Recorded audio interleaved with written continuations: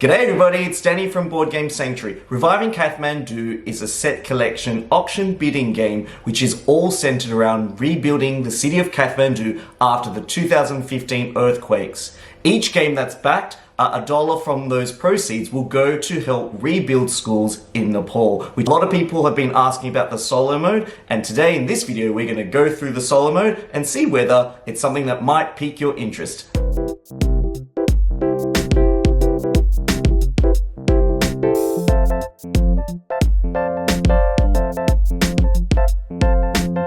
Reviving Kathmandu is a bidding game that essentially plays really well at the 4, 5 and 6 player count. It's even got a really cool 2-player mode that feels really open and free, yet a lot of people have been asking, what does the solo mode look like? Now, whilst the solo mode is still in draft form, from what I've seen and what you'll see in this video, the solo mode is actually quite a cool, challenging experience. It's easy to grapple, and it also still fits in with the theme of the game. So how exactly does the solo mode work? Well, it takes some of the DNA from the original game and tweaks a little bit to make it a much more fulfilling and challenging solo experience.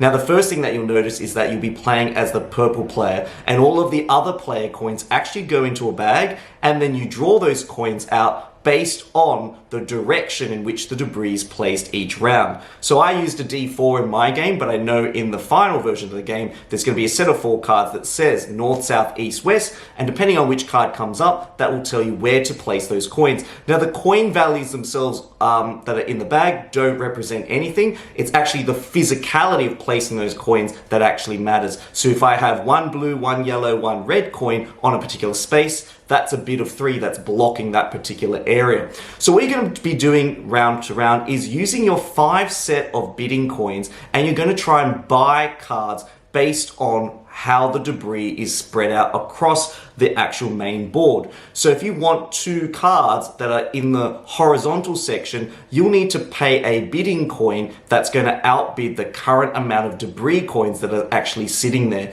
And you'll be still acquiring 2 cards per round, just like in the multiplayer game. Your objectives, however, are a little bit different. So what essentially are you trying to achieve in the solo mode? Will you be controlling 2 player boards? Each player wants to build one of each of the 4 different types of monuments, plus a bonus 5th monument, depending on which solo challenge level you choose from. There are some pretty strict requirements when it comes to completing a solo game. For each of the 2 player boards, you'll need to build one of each of the 4 monument types: the Buddha, the Shrine, the Pagoda, and the Stupa. And then you'll also need to do that again for the other player board. In addition to that, each of those monuments will also need to be comprised of a single color.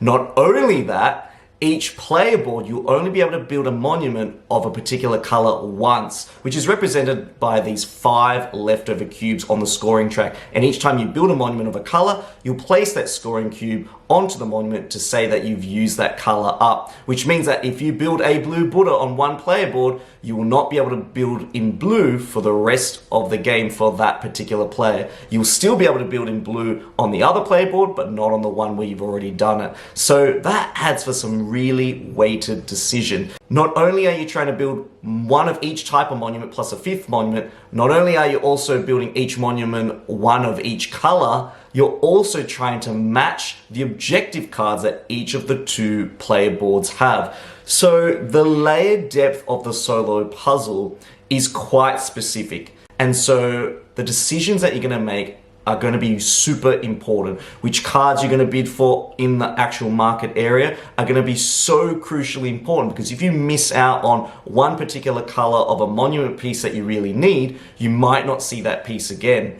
And so this is where the wild monument pieces are going to really matter. You're going to try and nab up a lot of those wild monument pieces because they can function as any color.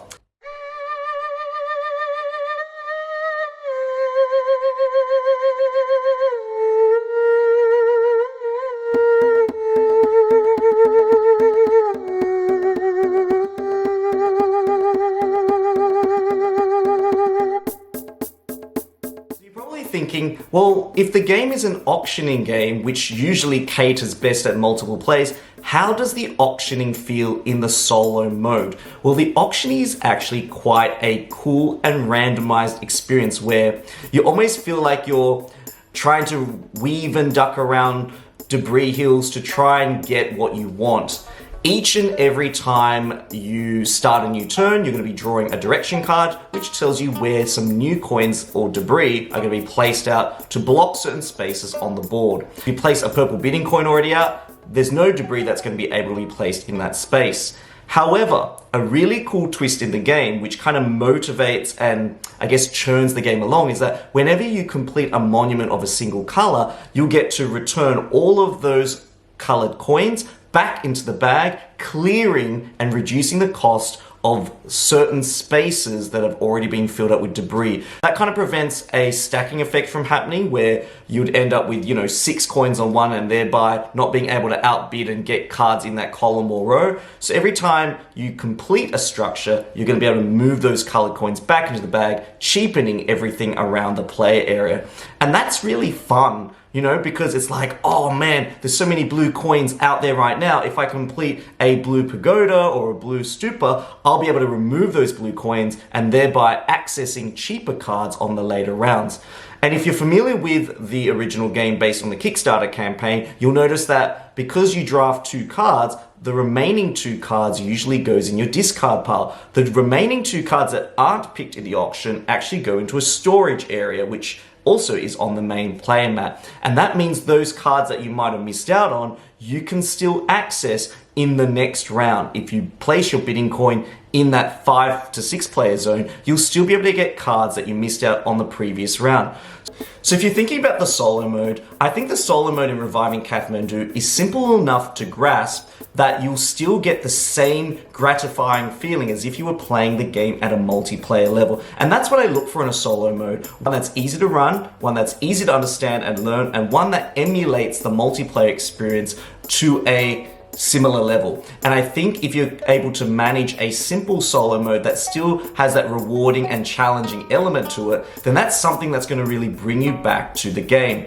And I think that's what I love about this solo mode. It still fits into the theme of the game whilst being still quite difficult to actually complete. And the fact that there's multiple modes of difficulty on top of the actual base mode means that there's always extra areas that you can kind of flourish in, and I think that's what I really love about this mode. This game is probably also one that I would definitely take away on holidays, just because it's so interactive, the bidding is so layered, yes, it's so easy to get into, and not to mention that the cultural message is so powerful and strong.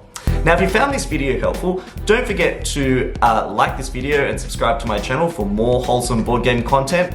I do everything on this channel on my own. I run it, I film it, I edit it, I play the games, all those sorts of things. And if you really want to help this channel grow, please definitely watch my other videos or head over to my Patreon page. This is Danny signing out. If you're a Patreon supporter, thank you so much for supporting me. Your names are going to appear in the credits roll, and I look forward to bringing you more board game content in the near future. Say good day to your family for me. Goodbye.